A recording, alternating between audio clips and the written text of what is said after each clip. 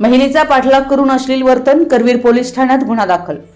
Karveer police ठाण्याच्या हद्दीत एका महिलेचा दीर्घकाळ पाठलाग करून तिला धमकावणं व तिच्याशी गैरवर्तन केल्याप्रकरणी एका व्यक्तीविरोधात गुन्हा दाखल करण्यात आलाय। पोलिसांकडून मिळालेल्या माहितीनुसार संबंधित आरोपीने सन 2016 पासून वेळोवेळी फिर्यादी महिलेला जीवे ठार मारण्याची धमकी देत तिच्या कामाच्या ठिकाणाजवळ जाऊन अश्लील इशारे केल्याचा आरोप आहे। दिनांक 2 जानेवारी 2026 रोजी सायंकाळी 5:30च्या सुमारास फिर्यादी महिला कामानिमित्त कोल्हापूरकडे जात असताना आरोपीने सांगरूळ फाट्याजवळून पासून तिचा पाठलाग केला। बालिंगा येथील रिलायन्स पेट्रोल पंपासमोर आरोपीने आपली दुचाकी फिर्यादीच्या वाहनासमोर आडवी लावून तिचा मार्ग अडवला। त्यानंतर आरोपीने फोन न उचलण्याच्या कारणावरून जाब विचारत फिर्यादीशी वाद घालून तिच्याशी अश्लील वर्तन केल्याचं तक्रारीत नमूद आहे।